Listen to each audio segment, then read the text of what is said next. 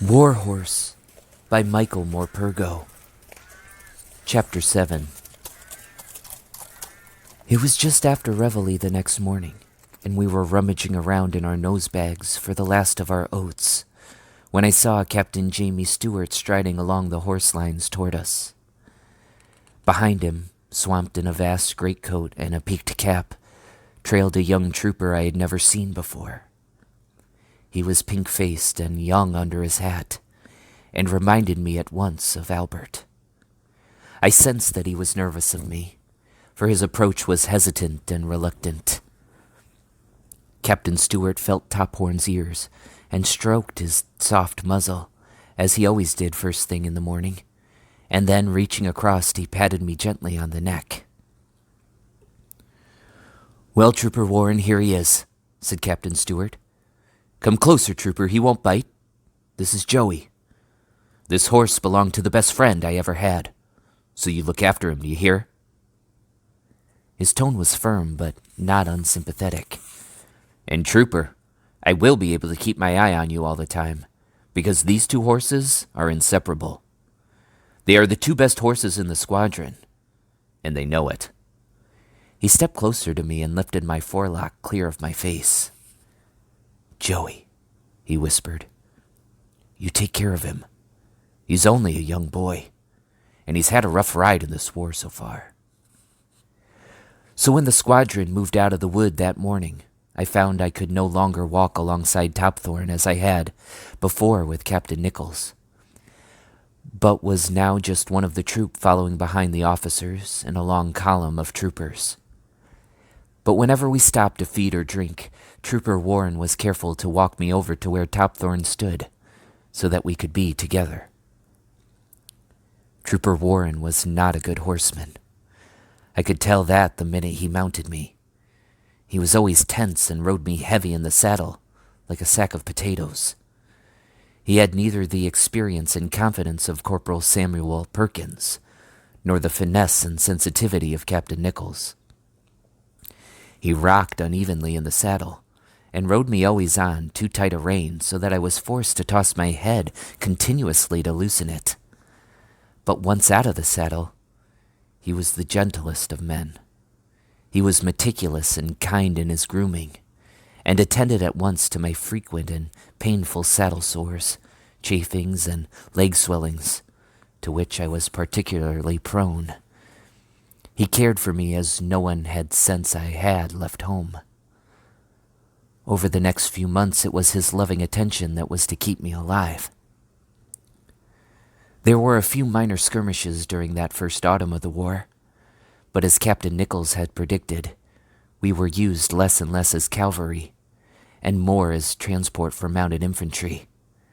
Whenever we came across the enemy, the squadron would dismount, drawing their rifles from their buckets, and the horses would be left behind, out of sight under the care of a few troopers, so that we never saw any action ourselves, but heard the distant crackle of rifle fire and the rattle of machine guns. When the troop returned and the squadron moved off again, there were always one or two horses without riders. We would be on the march for hours and days on end, it seemed. Then suddenly a motorcycle would roar past us through the dust, and there would be the barked commands and the shrill call of the bugles, and the squadron would swing off the road and into action once more. It was during these long, stifling marches and during the cold nights that followed that Trooper Warren began to talk to me. He told me how in the same action in which Captain Nichols had been killed, his horse had been shot down from beneath him, and how only a few weeks before he had been an apprentice blacksmith with his father. Then the war had broken out. He did not want to join up, he said, but the squire of the village had spoken to his father, and his father, who rented his house and his blacksmith shop from the squire, had no option but to send him off to war, and since he had grown up around horses, he volunteered to join the cavalry. "I tell you, Joey," he said one evening, as he was picking up my hooves, "I tell you I never thought I would get on a horse again after that first battle. Strange thing is, Joey, that It wasn't the shooting. Somehow I didn't mind that. It was just the idea of riding a horse again that terrified the life out of me. Wouldn't think that possible, would you? Not with me being a blacksmith and all. Still, I'm over it now. And you've done that for me, Joey. Given me back my confidence. Feel I can do anything now. Feel like one of those knights in armor when I'm up on you.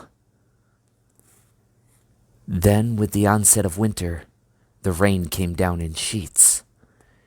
It was refreshing at first, and a welcome break from the dust and the flies. But soon the fields and paths turned to mud beneath us. The squadron could no longer camp in the dry because there was no shelter, and so both man and horse were constantly soaked to the skin. There was little or no protection from the driving rain, and at night we stood now up to our fetlocks in cold, oozing mud. But Trooper Warren looked after me with great devotion, finding shelter for me whenever and wherever he could, rubbing some warmth into me with wisps of dry straw whenever he could find it, and ensuring that I always got a good ration of oats in my nose bag to keep me going. As the weeks passed, his pride in my strength and stamina became obvious to everyone, as did my affection for him. If only, I thought, if only he could just groom me and care for me, and someone else could ride me. My trooper Warren would talk a great deal about how the war was going. We were, he said, to be withdrawn to reserve camps behind our own lines. The armies, it appeared, had pounded each other to a standstill in the mud and had dug in. The dugouts had soon become trenches, and the trenches had joined one another, zigzagging across the country from the sea to Switzerland. In the spring, he said, we would be needed again to break the deadlock. The cavalry would go where the infantry could not, and were fast enough to overrun the trenches. We'd show the infantry how to do it, he said. But there was the winter to survive before the ground became hard enough again for the cavalry to be used effectively. Topthorn and I spent the winter sheltering each other as best we could from the snow and the sleet. While only a few miles away we could hear the guns pounding each other day and night incessantly. We saw the cheery soldiers smiling under their metal hats as they marched off to the front line, whistling and singing and joking as they went. And we watched the remnants struggling back haggard and silent under their dripping capes in the rain. Every once in a while, Trooper Warren would receive a letter from home, and he would read it out to me in a guarded whisper in case anyone else should overhear. The letters were all from his mother, and they all said much the same thing. "My dear Charlie," he would read, "your father hopes you are well, and so do I. We missed having you with us at Christmas. The table in the kitchen seemed empty without you. But your little brother helps, when he can, with the work, and Father says he's coming on well, even though he's still a bit little and not strong enough yet to help to hold the farm horses. Minnie Whittle, that old widow from Hannaford Farm, died in her sleep last week. She was 80, so she can't grumble at that, though I expect she would if she could. She was always the world's worst grumbler. Do you remember?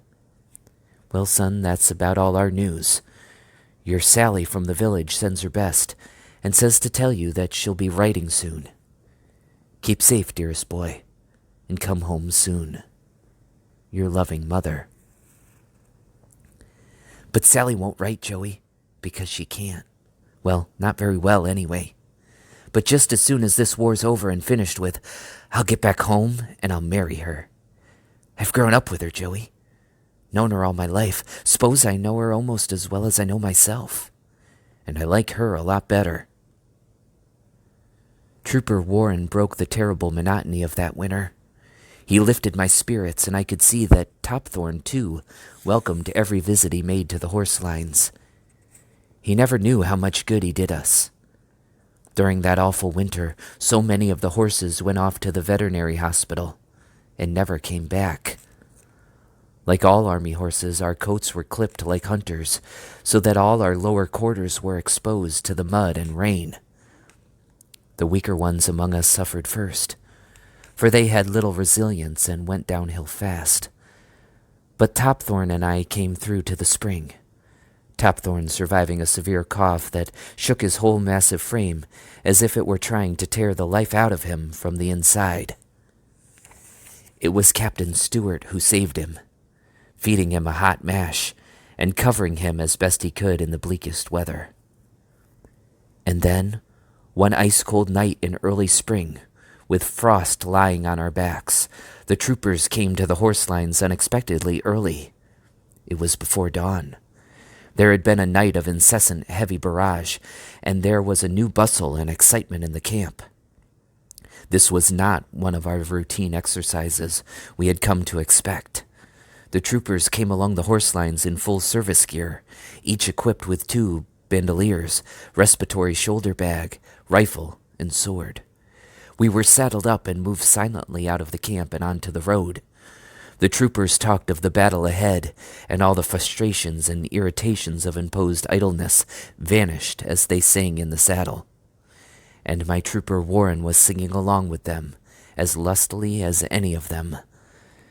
In the cold gray of the night, the squadron joined the regiment in the remnants of a little ruined village peopled only by cats, and waited there for an hour until the pale light of dawn crept over the horizon.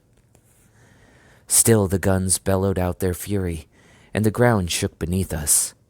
We passed the field hospitals and the light guns before trotting over the support trenches to catch our first sight of the battlefield. Desolation and destruction were everywhere. Not a building was left intact. Not a blade of grass grew in the torn and savage soil.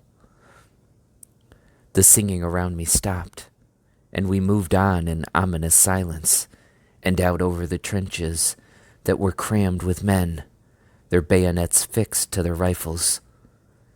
They gave us a sporadic cheer as we clattered over the boards and out into the wilderness of no man's land, into a wilderness of wire and shell holes and the terrible litter of war. Suddenly the guns stopped firing overhead. We were through the wire. The squadron fanned out in a wide, uneven echelon, and the bugle sounded. I felt the spurs biting into my sides and moved up alongside Topthorn as we broke into a trot. "Do me proud, Joey," said Trooper Warren, drawing his sword. "Do me proud."